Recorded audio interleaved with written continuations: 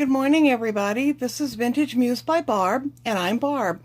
And today I'd like to share with you some things I found at our local thrift store. I've had a couple of pretty good but very small hauls over a couple of times, so I've kind of clumped them into one. And then I also have a couple of things that will be on my Etsy shop, and I'd like to share those with you as well. So first we're going to start out with some books that I got. This is a not very old copy of Dracula, but I thought it would be cute for cutting out words and using the pages just for a Halloween journal, and I think I paid a dime for that. So I also got this, which is really cool, and it's going to be perfect in those upcoming prayer journals that I'll be working on. And this is Scriptures Set to Music, and on the inside it's got great music paper, and then it also has the words, and I thought that would just be darling used that way. We're going to copy dye them, and then we'll eventually get them into the prayer journals when I get a chance to make those. And then best of all on the books for me were some flower books that I found. There's not a lot of them to be had here, so whenever I can find anything that has the really pretty photographic type pictures like this, I'm absolutely thrilled. And this is just 100 Roadside Wildflowers of Southwest Woodlands. And I'm looking to see, it doesn't feel very old, but let's take a look. Copyright 1987 on that. So yeah, it's not very old, but still, you know, the pictures are just really, really cool. And I'm going to back those probably with some cardstock or something. And I think I'll just sit one day and cut them all out with their titles and make a whole bunch of either clusters or journaling cards or something. And that'll be really fun. So I'm looking forward to doing that. Then I also found this, whoops, my thing is slipping. I also found this really cool Woman's Day book of houseplants. And this one, I'm thinking it was from 1965, but let me just double check. Let's take a look in here. And yeah, 1963, 1964, and 1965 is the copyright date on that, so 1965. And it doesn't have the photography type pictures, but they're really cool little drawings of houseplants. And I thought I would like to probably do the same thing again with those, or maybe just use some of the pages in a nature journal or, you know, something like that. But great, great illustrations. And I'm really bad. I buy a lot of books, not because of the paper or the content of the words, but just for the pictures. There's probably a joke in there somewhere. So anyway, there's that. And then my nice ladies at the thrift store who always save books for me that they think I'll like found a copy of the little Pokey Little Puppy. This one is, you know, it said it was renewed in 1970, but I don't think it's that old, and I know it's not that old. It does have the barcode on the back, and those came into use as early as 1974. This one, I'm looking, there's another little label on here. It says 02 of 16. So yeah, it's not very old, but it will go great with one of the older ones when I turn those into journals. And I will just fussy cut all the pictures out of this one, I think. And I mean, the puppies are just darling. Everybody's seen this. You know what that is. So again, something I'm saving and looking forward to. I seem to have been collecting a whole pile of little golden books. So on to the next stuff. This is like a really cute brown canvasy type fabric binder, like a 2-ring binder. I thought that's really adorable, and I won't have to do a whole lot to it actually.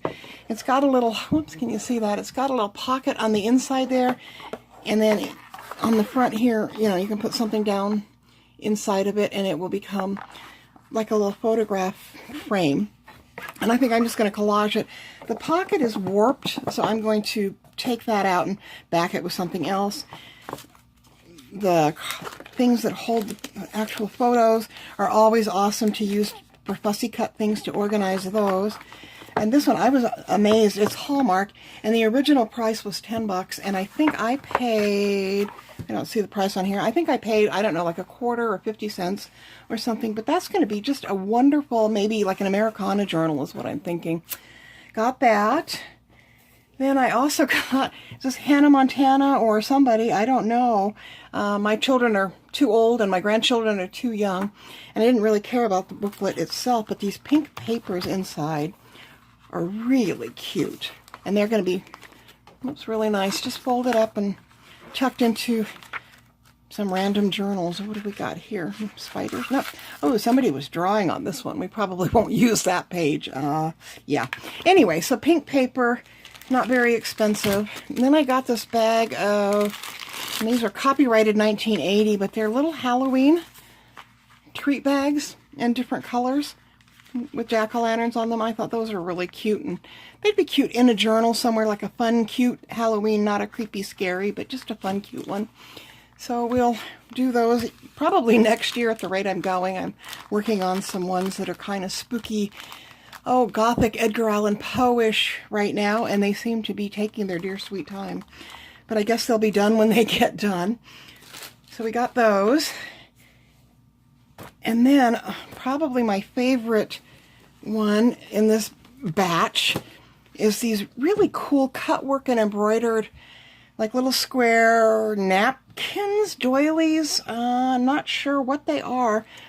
And can you see this? Each one of these is a single flower. So I thought I can just cut around those, and they'll be trimmings for either clusters, or they can go on a book or something. There's like 4 of the squares, and then there's a bigger piece that looks like maybe a table runner. Yeah, it's a table runner type. It's pretty big. So I got like just a whole bunch, and I think I paid $1 for that. And then just for fun, I probably don't need to show it, but just for fun, because it's almost Halloween. So I found this cheapy plastic Halloween jack-o'-lantern corn plastic tablecloth. And when I do my painted pieces, which I'm getting ready to do for Christmas actually, I thought I needed to get another vinyl tablecloth so my stuff doesn't stick and all of that, and protects my husband's great-grandparents' table. So I have that, and that'll go upstairs in between guests. We're kind of winding down for the season with that, and we'll get into some more Halloween and a whole lot of Christmas stuff coming up. Painted, sewn, you name it, glued, paper, fabric, all kinds of Christmas coming up. And I will be using this little jack-o'-lantern vinyl tablecloth to protect Great-Grandma's table. Then I got just a tiny bit of music paper. So this one I fell in love with. It's ghosts and kind of creepy music that was in there. And this was a complete booklet when I got it. But as you can see, I've sliced up a lot of it because I wanted to use the pages in those creepy books. And they had really good illustrations, which will come up, and you'll be able to see those later in the journals that I'm working on if I ever get them finished. And so, yeah, I love the cover on this too. I think that would be really cool just to kind of cut around and put in something, or on the front of something, not sure. But yeah, got that. Got a partial music paper here. And I really loved any kind of paper that has the old aging around the outsides of it, and with all the really pretty like border around it. I really like. So that's getting in something, not sure yet. And that was the cover to what should have been a whole bunch of pages, and there were only just a couple in there, but I still got them anyway. I think I paid $0.05 or something silly for that. And then I got this one, which is Teaching Little Fingers to Play, which is music paper, and the original price was 65 cents. I could not find, and I didn't look well enough maybe, but I couldn't find on there any sort of a copyright date, but 65 cents for the whole booklet. So I'm thinking it's, I don't know, maybe 1960s, 1970s would be my guess. And if you open it up, gosh, they've written on a lot of the pages, but it has just the most darling little pictures inside. And wasn't I just mentioning a minute ago, I'm upside down, right side up here, but yeah, we'll flip that around some more, or turn it over. But I really like a lot of the old paper goods. I like because of the pictures. Isn't this cute, this little kid flying in a monoplane there? And we got an elf over here on this worksheet. And a scarecrow, yeah, Ragtime Raggles is his name. So anyway, I got that, and I think that, this booklet was another nickel. And for today, right now, that is all I got from the thrift store recently. Gee whiz, golly darn, my stash is not growing by leaps and bounds at the moment. But I'm sure that I will have no trouble finding some more stuff. And I always mention the ladies at the thrift store because they're great to me. So what I have for my Etsy shop is some antique Let's see if I can get this right here without tripping over my tongue. I have some antique double wedding ring quilt pieces, which started out as a whole big quilt. And you can see some of the fabrics. There's fabrics in here, from as early as 1890, 1910 through the 20s. Some of this blue fabric, some of this purple. Clear up until the 30s and, possibly as late as the 40s on that. And I'll be selling them. I cut them out in pumpkin shapes. Duh, that wasn't obvious. And then I bought this because I like the orange backs. Can you see this okay here? So I cut those out into pumpkin shapes, and they're going to be sold in sets of 3. And they're really cool because you can actually use that front that I was showing, or you can use the back.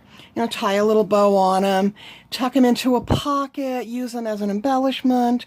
Googly eyes, maybe? Oh dear, no, let's don't do the googly eyes on my poor old bit of quilt. Anyway, I just really, really love this orange fabric.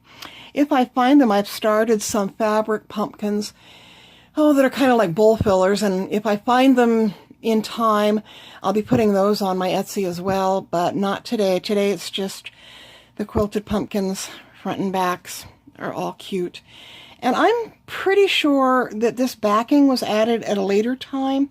And the quilting is done by machine. And because of the intricacy and consistency of this, and because it was not done by hand, I'm pretty sure that that was put on at some point later. But the front of it is genuine, vintage, antique-ish, old fabric in that double wedding ring quilt. Most of them have a bit of that on it. Some of them have more, some of them have less. So I hope you'll check out my Etsy shop. The link will be down below. Have a look at those, and if you think you can use them, there will be some sets on there. There's some other things. I still have blue envelopes. I've got the old card catalog cards for the card catalog files in there, and I think those are at a pretty nifty price. I've done some of them that are going to be in my upcoming Halloween journals. Oh, excuse me, Chappie's out there barking at something or someone out back. The other thing that I have, and I've got a ton of these, I bought a whole test kit a number of years ago. Move this one out of the way and see if you can see that. Let me turn my hands up. There we go. So these are the old optometrist eye test kit lenses. And the ones that I've got that I'm going to use for these Halloween journals are actually in little glassine bags. And I'm just going to tie some black ribbon around them, some black seam binding ribbon that I've crinkled. But I like to put these in bags whenever I'm making a journal. Let's see if I can find something fun for you to look at. Here we go. Here's some fussy cut things. That'll be more fun for you to look at while I talk about this. But whenever I'm making, even the small journals that aren't terribly expensive, just the kind of semi-naked and a few embellishments, I always like to think about some old vintage things, little trinkets that I have that I can include in them, because Vintage Muse by Barb, of course, the name of my crafting product business, is really all about the vintage. And whether it's reproduction images like my fussy cut things, or whether it's really the truly old things like the pumpkins like these, the mother of pearl buttons, the old lace, it's really all about how can I incorporate and share into the things that I make my love of vintage and that nostalgia for childhoods and our grandparents and all of the things that we're familiar with from back in the day. And I really like putting them in coffee-dyed glassine bags or envelopes, as opposed to just kind of shoving them in a pocket or a tuck. And anyway, that's what I'll be doing with those. That is it for the moment. I wanted to make sure I got something out for you. I know my very first video that I did a week ago-ish or so has had finally over 100 people who have looked at it, which is a big deal for somebody who's very new to YouTube, completely new. That was my first ever. And I am going to do a giveaway in the future, hopefully this week or maybe the beginning of next week. I still have guests that I have to take care of with the bed and breakfast. But sometime in there or right after and before knee surgery, I want to do a giveaway to try and get new subscribers, but also to thank those first 100 people who took the time and effort to look at that video and who left nice comments or who subscribed, who left thumbs up. I really, really appreciate that. It's a tough thing to get started, and it's really frightening to do that first one. I know that as I'm doing more, it will get easier and I will get more subscribers and more people will look And I'm really thrilled that I have a way now that I can share things with people and my ideas, the things that I found, the things that I love. It's a privilege and a pleasure to share that joy with you. So thank you. Have a great week. And I will be back as soon as I can with new ideas, new items, helpful hints, whatever. Bye-bye now.